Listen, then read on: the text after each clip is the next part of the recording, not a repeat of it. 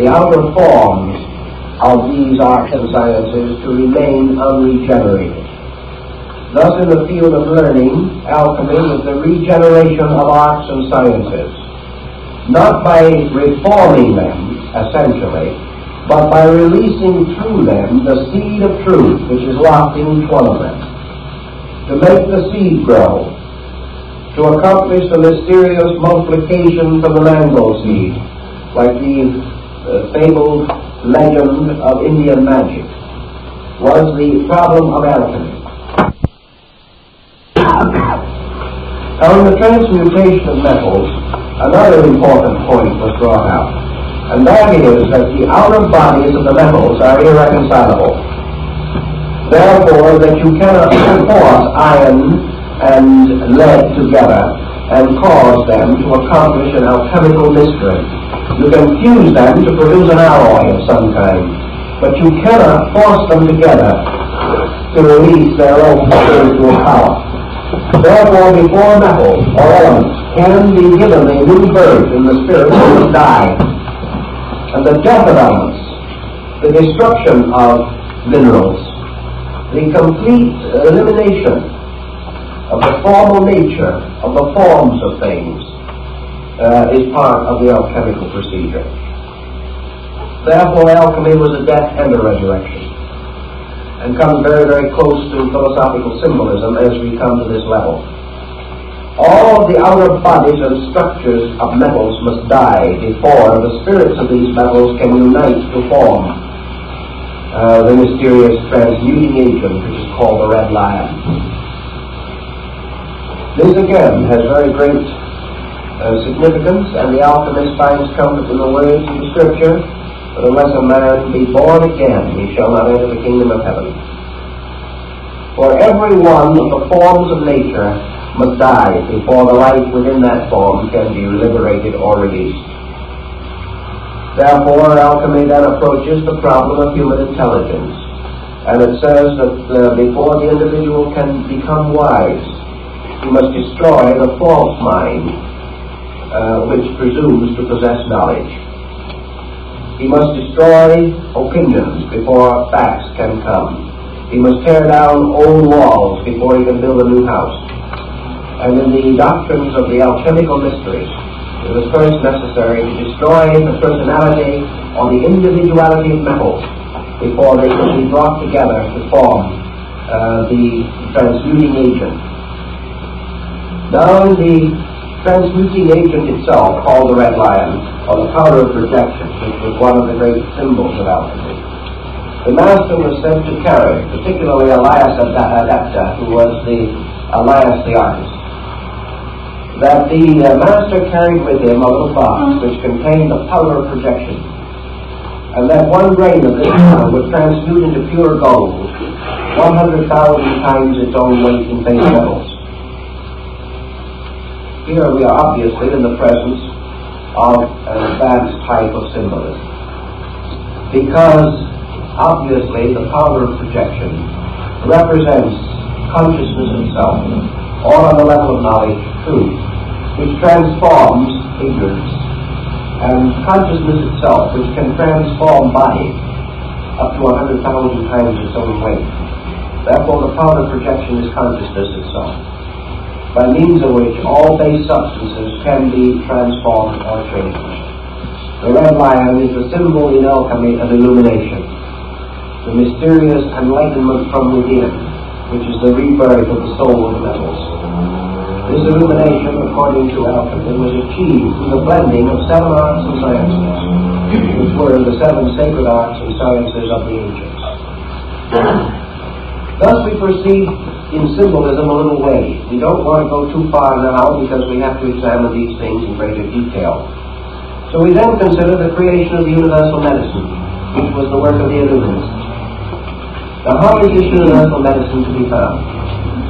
The basis of this medicine goes back into a very ancient symbolism, and that is the production of the spirits of metals and the spirit of gold, which can be captured in oil. Theophrastus Paracelsus explained that in certain parts of Switzerland where there was gold in the soil.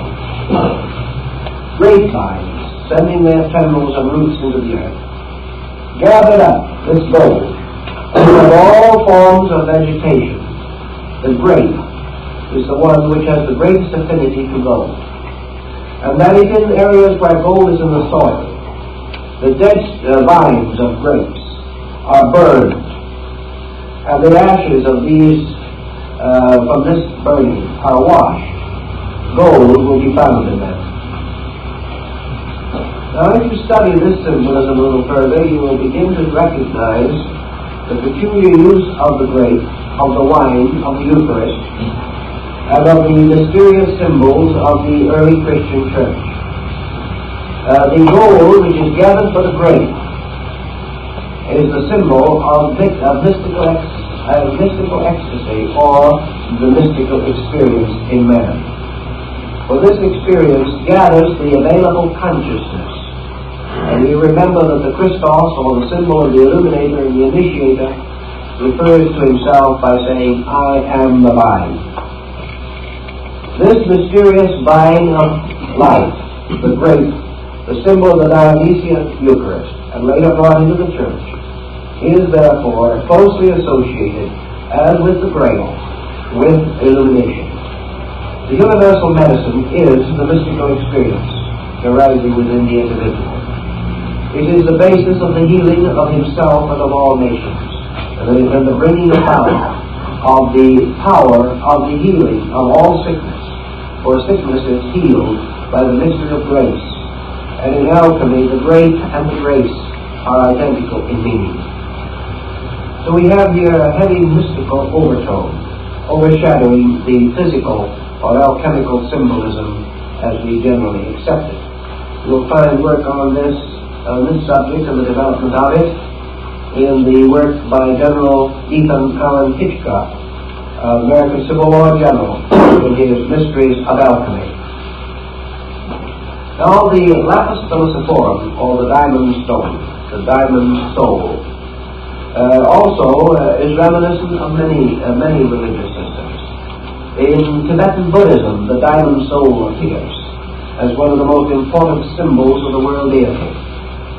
In alchemy, the ruby diamond is the most important of all the symbols. It is a synthetic stone so made that it has a drop of blood in the center. I have seen in Europe 2 or 3 ruby diamonds made by art and nature, by alchemical transmutation. We recently have read in the paper that at last a completely synthetic diamond, absolutely perfect, has been discovered. And this undoubtedly is the same basic principle as the idea of alchemy. For this reason, alchemy says very simply, that which occurs psychologically within man will also occur physically in chemistry. In other words, alchemy does not deny that base metals can be transmuted. But it says that the laws used in this are the same laws as those used in the transmutation of man himself. Therefore, as the individual gains the secret art for the transmutation of his own nature, he can also transmute physical substances. Because one set of laws is involved. If, however, he attempts to transmute base metals without having the secret of the transmutation within his own consciousness, he will not only fail to transmute his consciousness, but will be unable to transmute the metals. Many alchemists began their work as experimental chemists. And this brings us another important key to the ring. These experimental chemists began by a sincere and inevitable conviction that they could transmute base metals physically. So they took the writings of the alchemists with their strange descriptions of mysterious monsters, of agents, of black birds, of double-headed phoenixes, of kings and queens, of the celestial hermaphrodite, of the crystal homunculus, and all these other emblems of alchemy. And they began to ponder them, trying to find out how to make an honest dollar. That's how they started out.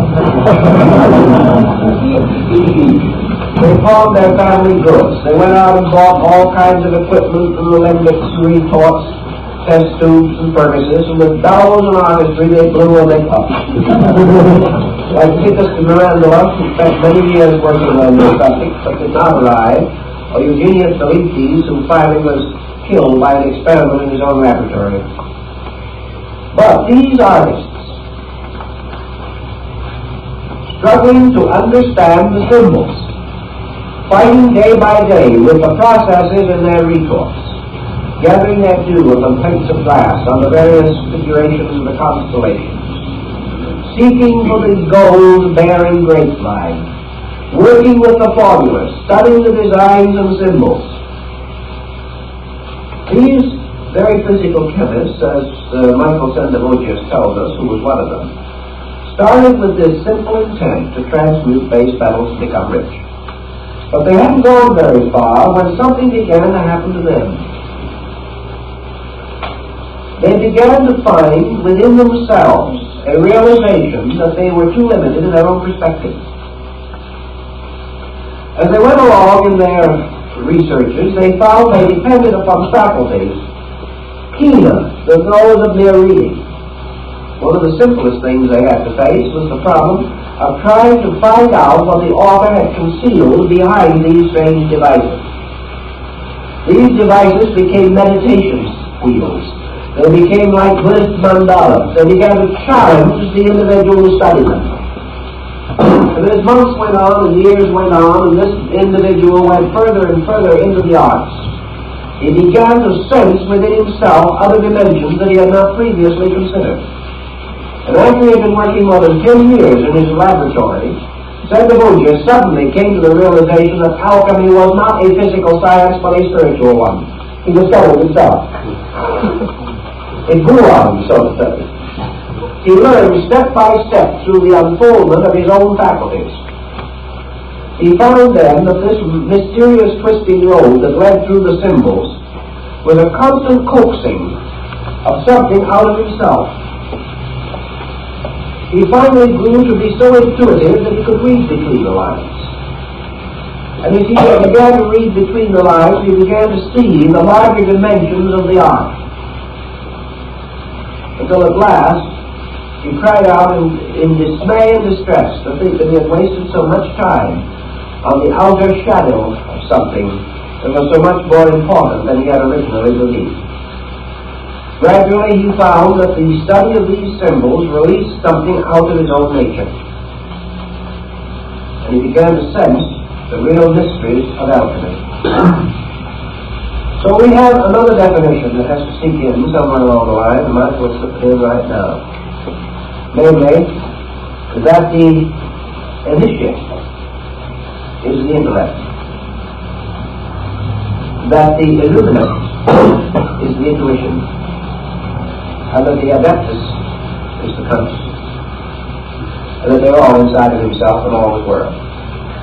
That the alchemical adept is the mysterious power of consciousness operating through will and yoga, and that every human being is his own adept, and that Elias Artista, the master of the adept, who appears and disappears without leaving trace, coming when he is most needed, disappearing no one knows where, represents these flashes of consciousness by which the individual suddenly and briefly senses his own internal. That there is something within himself that does not respond to his demands, but somehow responds to his needs. Elias the artist is his own consciousness. The great fire of alchemy is his own will, by means of which these mysteries are wrought. The illuminate is his own psychic nature, particularly his intuitional and inspirational part. And the initiate is his mind, which can always know the secret but can never experience it.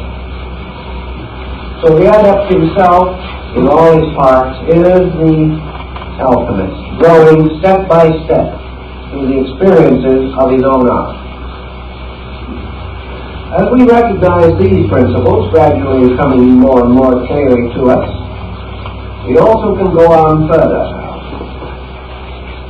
In the alchemical transmutation, we have a bottle. It's a very interesting bottle.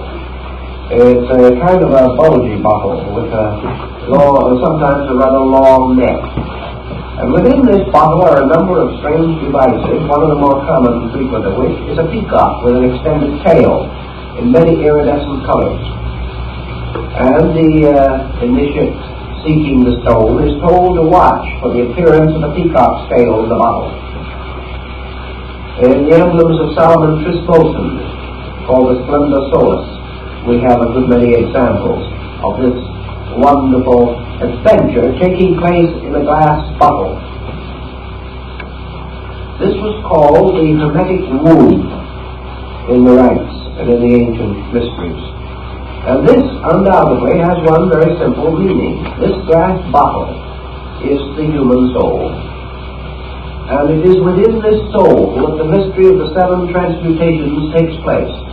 Now you remember in the last series when we were talking about yoga, I pointed out the importance of recognizing that the human soul corresponds with the orbits of the 7 planets. And that the soul of man represents this seal of the 7 cardinal virtues, the 7 deadly sins, which reflect downward into the physical phenomena of the 7 liberal arts and sciences. Therefore, the second part of the work of the illuminate, takes place within the soul, and the bottle, it must contain the universal medicine. Now, this universal medicine is achieved through the mystery of the 7 parts of the human soul, a doctrine which originated probably in Egypt, where there is specific reference to the 7 souls of man, and how they in turn influence the destiny of his life. Now when we get up into the higher level of the Adepts, we also begin to see this cut diamond with its various facets and symbols. And the further we go into that diamond and the study of it, the closer we get to the great geometric solids of Plato's Pythagoras. The diamond is a symbol of a symmetrical geometric solid, the sign of the perfect form in nature. The diamond soul is itself, of course, a symbol of the universe. It is a symbol of consciousness. It is a symbol of spirit. It is a symbol of the perfect power which is released or made possible or available to man through regeneration. Now all these different elements become more than mere hints. We must accept them as hints. We must work with them as best we can until we gain more and more knowledge of them. Now also in alchemy you have another mysterious symbolism which is called the ladder of the sages, or Homer's golden chain, which binds the ship of life to the pinnacle of Olympus. Homer's golden chain is a sequence of 7 interlocking elemental symbols, by means of which spirit and body are united. The soul is therefore the symbol of union. And that comes out of this another great and important emblem, and that is the rise of the term Hermetic. Hermetic is associated with the later Egyptian divinity Hermes, who belongs to the period of the Gnostic revivals in North Africa, is a very mysterious being, around whom the great vision of the Pymanderies of Hermes has been compiled. So we use the word hermetic today to symbolize something that is sealed so that air cannot get in, as hermetically sealed jars or bottles. This is again a reference to alchemy. Hermes was the patron of alchemy, which was also referred to as the hermetic art. Now Hermes carries always the caduceus, or the winged staff. He's represented with wings on his heels and wings on his hat, and usually dressed somewhat in the garb of a Roman soldier. He's a kind of an effective-looking little fellow in his own way, but very few students have really given him a great deal of thought. Now, Mercury, in the old astrological symbolism, has to do with the intellect. And to a certain degree, it still has that relation in alchemy, because mind unites spirit and body. Mind is the link between man as an internal and man as an external being. So the mind man expresses into himself from environment, and through the mind man expresses the inner nature of his own consciousness. Thus mind is a common ground within himself. But the alchemists used mind much more in the sense that we use the psyche of the soul. For to them it included both male and female attributes. and represented a psychic field or pattern. And Mercury was therefore the common solvent or quicksilver by which all metals could be united or brought into synthesis. Mercury was the absorbing power, so that actually, according to their doctrine, the philosopher's stone was composed of the union of salt, mercury, and sulfur. Sulfur representing consciousness or spirit, salt representing earth or body, and mercury representing mind or the solvent. In this symbolism, using the Hermetic analogy, we come upon a number of very interesting and important parallels or elements, each of which we will gradually develop along with other symbolism. Mercury now emerges as something that unites or forms a common ground, absorbing into itself things otherwise irreconcilable. Let us try to understand that in terms of human experience, in something that is familiar to us. What is there about us as beings, or what faculty of power do we possess by which we can reconcile opposites, by which we can bind together through experience things held differently, or regarded as irreconcilable in nature or quality? What is this most mysterious and absorbing agent? The Greeks and later the Hermetists and the Alchemists declare that the psychic field of man was capable of accepting from above spiritual powers and reducing them to the level of mind and emotion, and that this also, the soul, was able to cause bodily elements and external phenomena to ascend into this middle zone and be absorbed into soul quality. So that the soul was the common denominator, the link, the common field into which both spirit and matter passed, and in which they seem to die, to be reborn again as one body or being.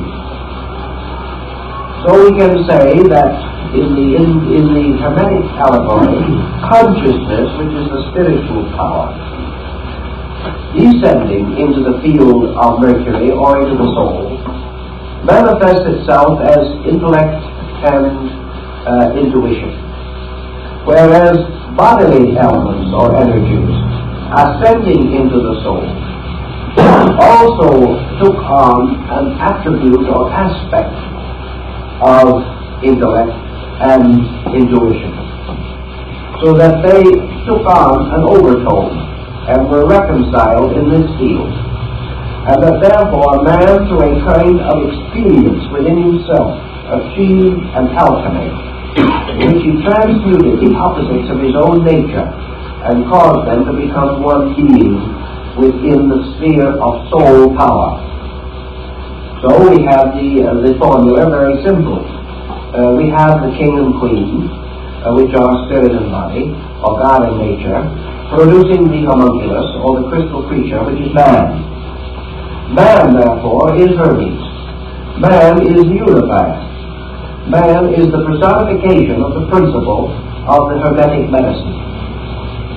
In man, heaven and earth are mingled. In man, the divine and the human are brought together in one structure.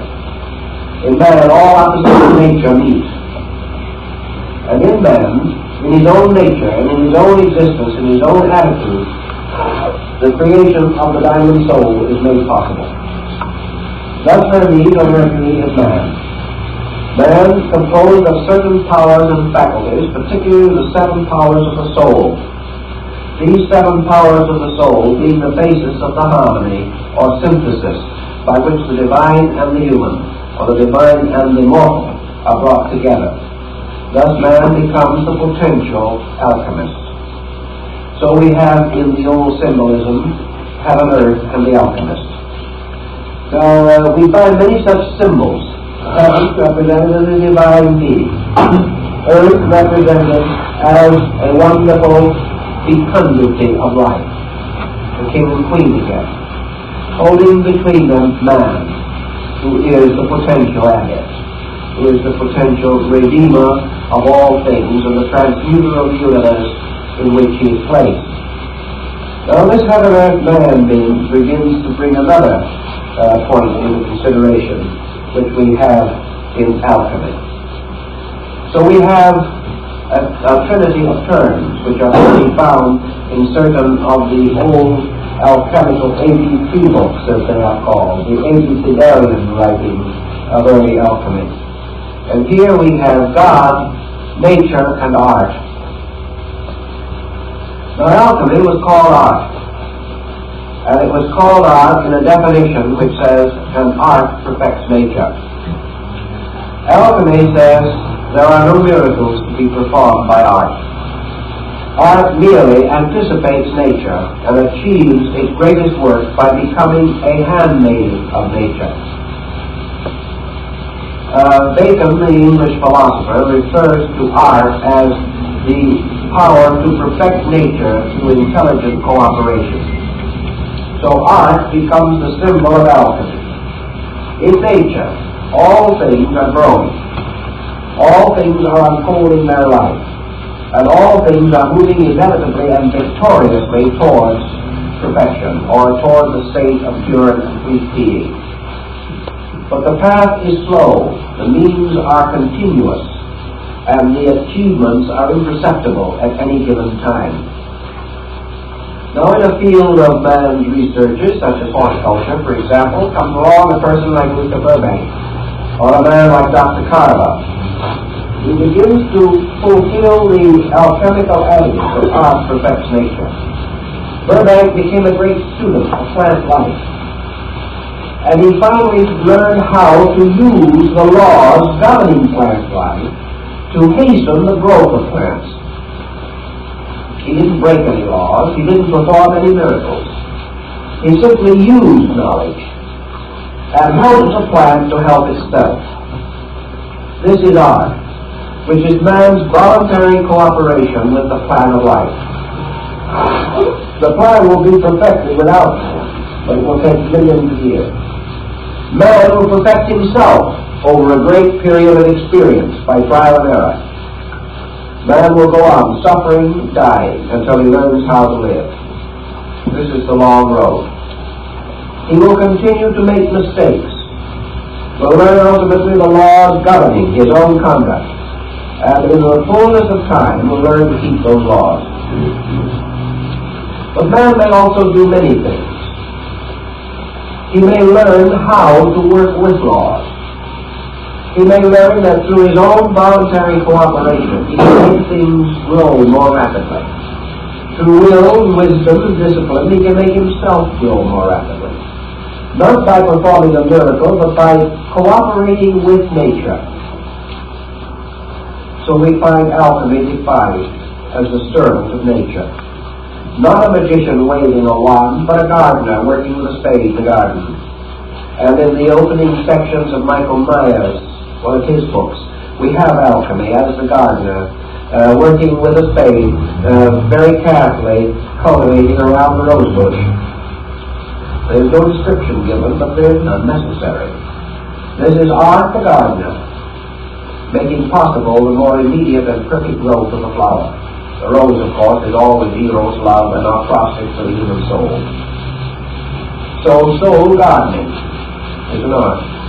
And the alchemist is the gardener in this great and mysterious garden of the metals. So we find around the gardener growing on various trees symbols of all the metals. He is a gardener working in the field of the metals. He is making them to grow.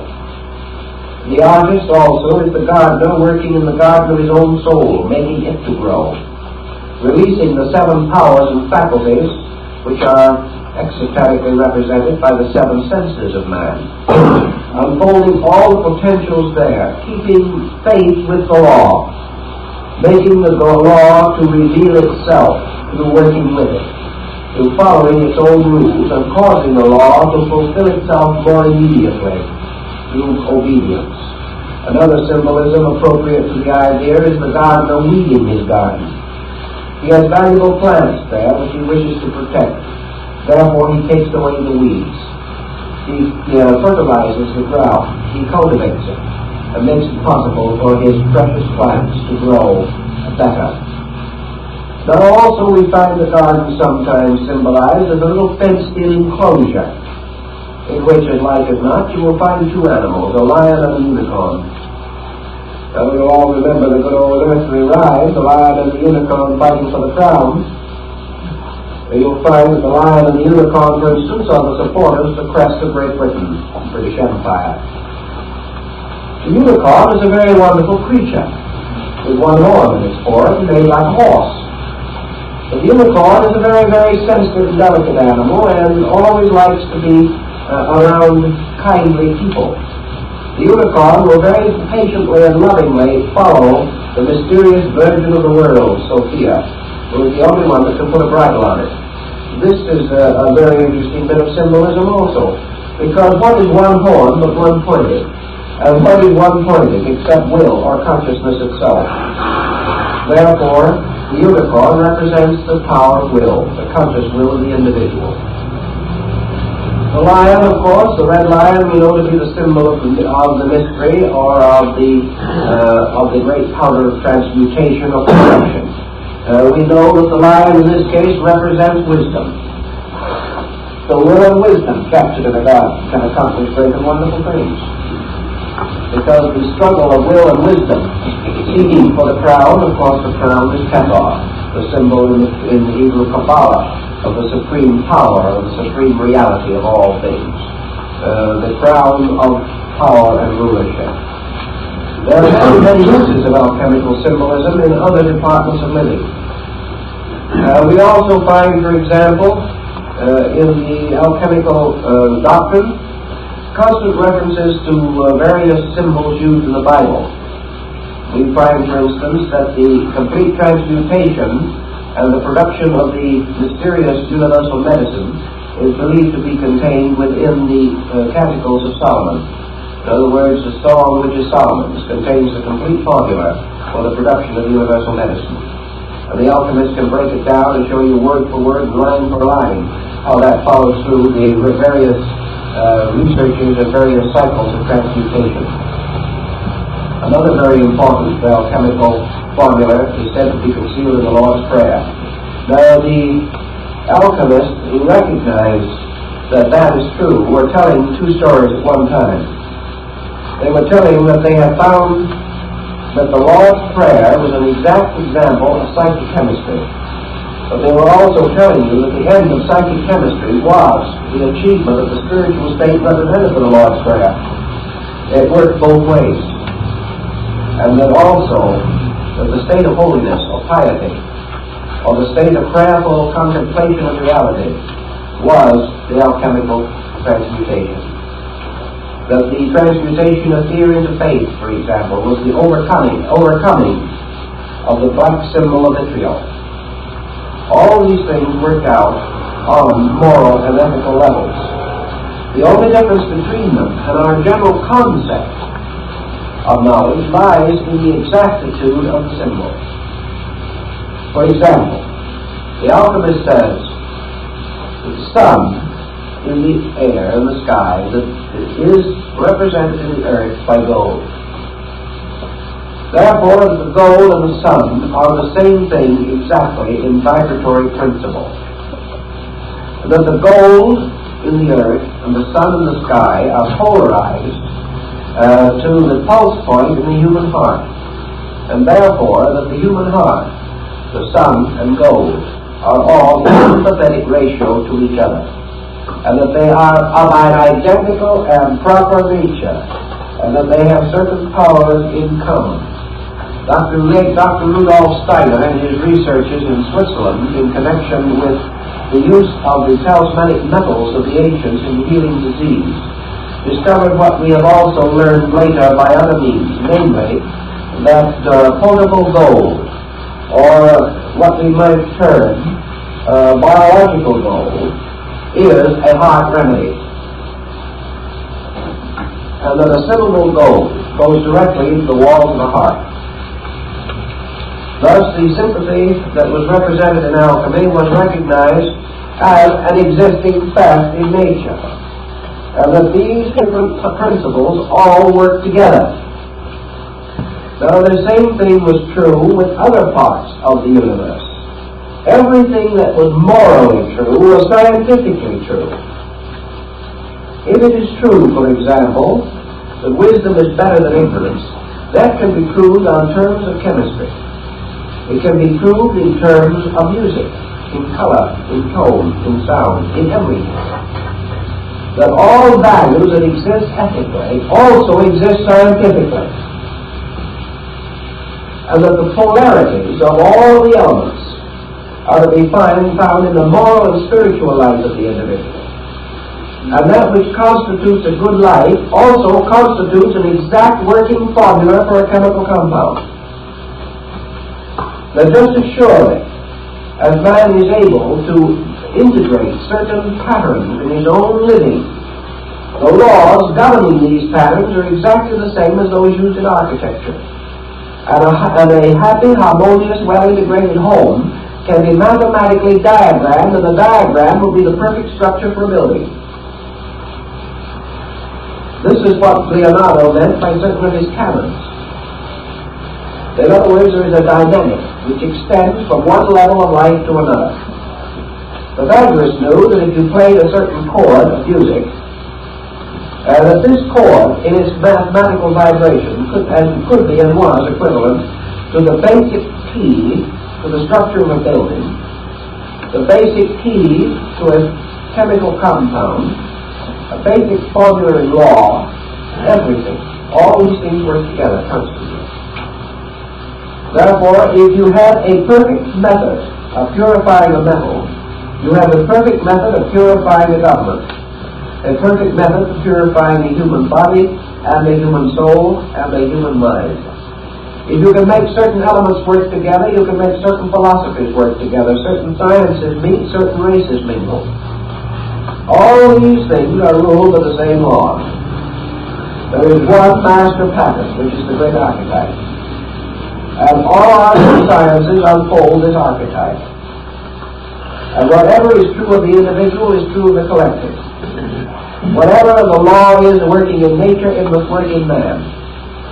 And just as surely as certain energies in space unite to produce worlds, so certain energies in man must meet and mingle to produce the development and unfoldment of his body and his functions.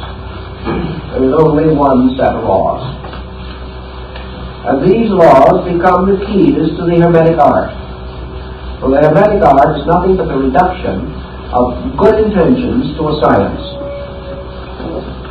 These arts tell you that if you have 7 powers of metals in nature, you have 7 organs in the body, you have 7 glandular structures of importance within the body, you have 7 principal orifices in the body, you have 7 principal centers in the brain. All of these are tied together by a sympathy.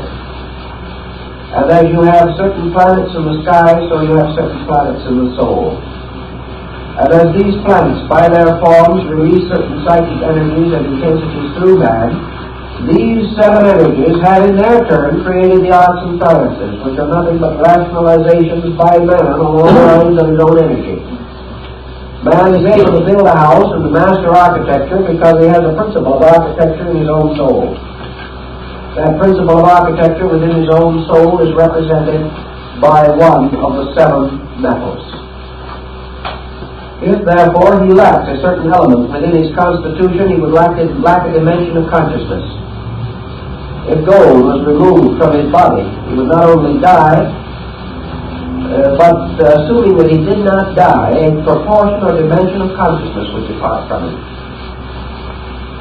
Every one of these things is tied together, forming one tremendous, all-inclusive pattern. And the pattern itself was described in the Hermetic arts as the tomb of Christian Rosenkreuz. For in this tomb was all of the symbolism of a miniature universe, and in the ceiling of it burned the ever-burning lamp, which was the symbol of consciousness. As therefore the consciousness in nature produces the world, so the consciousness in man sets up septenaries within himself. These septenaries are all on sympathy with each other, exactly like tuning forks, which at the same pitch will react to the sound one or the other. The same way diseases represent certain perversities in vibratory rates. These diseases can be reached by sounding their keynotes. They can be neutralized by other rates of vibration, representing their antitheses. This was the basis of the sympathetic medicine of Paracelsus, who treated the ailments of Mars with the power of Venus and the ailments of Saturn with the power of Jupiter. But when you say Saturn and Jupiter as planets, you're also referring to elements, to minerals, to medications, to degrees of consciousness, to sense perceptions, to soul perceptions, to intuitional faculties, and to the whole gamut. Because all of these things move on the same vibration patterns. Thus we have in alchemy this concept of one universe, in which a series of formulas exist. Now the alchemist took the universal formula, or space, which is the largest, and he reduced it to a formula that he could follow in his laboratory, and we can follow a little bit from formulary in order that we may understand the symbolism a little better. In his great work on salt, sulfur, and mercury, Von Welling says that he took a tiny grain of the universal medicine and placed it on a surface of water in a small retort, which he diametrically sealed. He then placed this retort on a sand furnace. And a sand furnace is one in which the temperature is maintained at about the heat of the human body, which is very important. It never got too warm. The heat was applied only through sand. There was a thick layer of sand between the heat and the retort resting in the sand. And Von Welling says that after a certain time, when the heat within the bottle reached that temperature of incubation, or the temperature, as he says, that is achieved by the hen sitting on an egg, when that peculiar natural heat level was reached, this grain of the elixir, or the mysterious powder, began to move. And he said as he watched it, it began to spin. And as it spun, it threw parts of itself off. And these parts that flew off began to move around it. And in a half an hour, he saw unfold within the retort a complete solar system.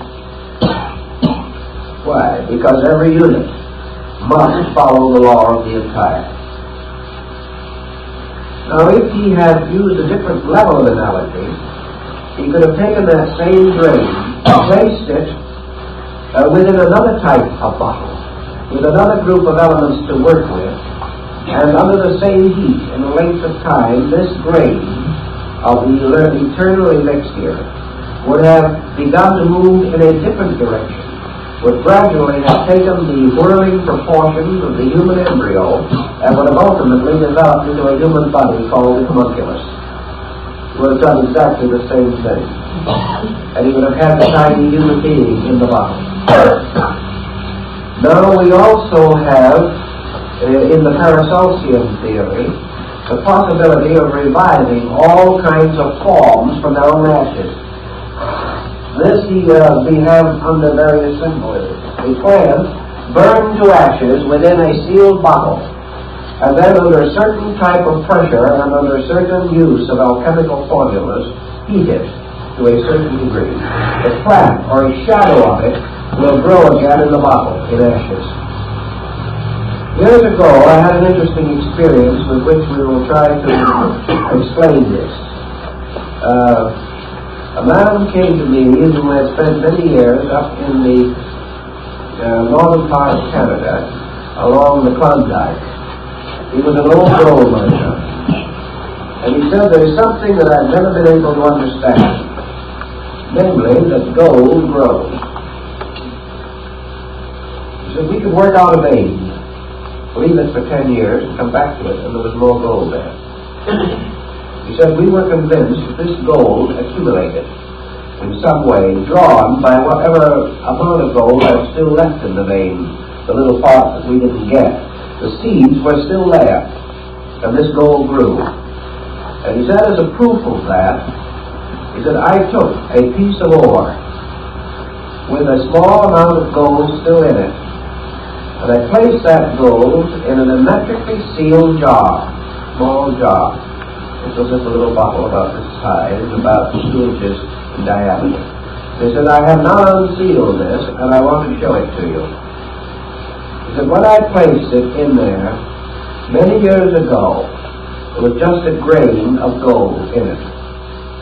But now, many years later, that little grain of gold has become a perfect little tree. It has grown from its own seed, the growth of metals. And he said, "I will tell you something else," and he showed it to me.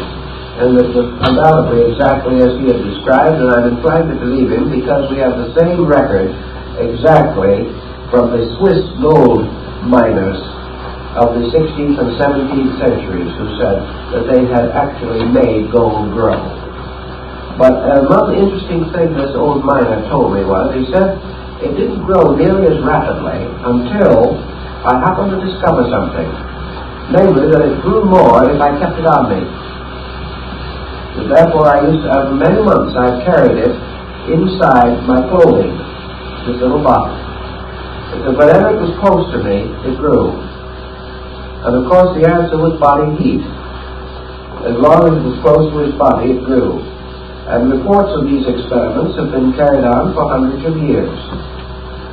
And the concept of gold growing in the rocks, gold growing in the human body growing, all of these things tie up with the alchemical tradition, which is that all things grow.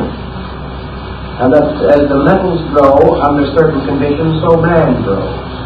And what is the gentle heat which matures the metals? And the Buddhist might answer, the fire of aspiration by which all things grow. But there is a certain mood or spirit within man, a warmth of man's own soul that makes him grow. And in the presence of this warmth within himself, and this warmth is the warmth of the mother hen sitting on the egg, which even in itself is a rather interesting thing, because it is the warmth of love. It is the warmth of service, of protection. All these things work together. And in alchemy, the universe is one mass of these interrelated laws. Laws which can be diagrammed on one level, played on a musical instrument on another, and on a third level, if applied inwardly, transform the sinner into the saint. They are living laws, living patterns, living archetypes, forever reproducing themselves on all levels. The alchemist says if you can discover these on one level, you can then apply this key to all other levels, and have them, indeed, the key to the mystery of the universe. So this is a little something of the background. And from that, we must go on to the psychology of this, or the science of it, and I'll try to show you as we go along the symbols, the artistry, the books, the manuscripts by which this symbolism, this concept is unfolded. And it is the great hermetic allegory, or the great law of analogy, as above, so below, as with the lesser, so with the greater.